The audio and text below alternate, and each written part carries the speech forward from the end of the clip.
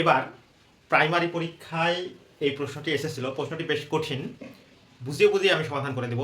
দেখুন, বলা হচ্ছে যে টাকায় 10টি ও টাকায় 15টি দরে সমান সংখ্যক লিচু কিনে সবগুলো টাকায় 12টি দরে বিক্রি করলে শতকরা কত লাভ হবে না ক্ষতি হবে। প্রিয় শিক্ষার্থী, তাহলে আমরা আগে ক্রয় মূল্য বের করি, তারপরে বিক্রয় মূল্য বের করব, বের করে দেখি কত লাভ হলো না ক্ষতি হলো। প্রিয় শিক্ষার্থী, তাহলে আমরা যদি লিখি যে 10টির দাম হচ্ছে 1 টাকা, তাহলে একটির দাম কত? একটির দাম হচ্ছে 1/10 টাকা। প্রিয় শিক্ষার্থী, আবার 15টি কিনেছিল, দেখেন আবার 15টির দাম 1 টাকা, তাহলে একটির দাম কত প্রিয় শিক্ষার্থী? একটির দাম 1/15 টাকা।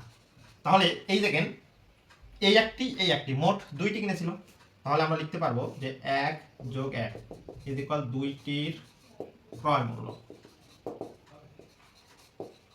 ক্রয় মূল্য = 1/2 1/10 + 1/15। প্রিয় শিক্ষার্থী, যদি আমরা যোগ করে দিই তাহলে লসাগু কত হবে? লসাগু 30, তাহলে 3 + 2। প্রিয় শিক্ষার্থী, তাহলে কত হলো? 5/30। এটা কেটে দিলে কত হবে প্রিয় শিক্ষার্থী? 1/6 টাকা। আবার দেখেন 12টির বিক্রয় মূল্য, 12টির বিক্রয় মূল্য কত টাকা প্রিয় শিক্ষার্থী? 1 টাকা।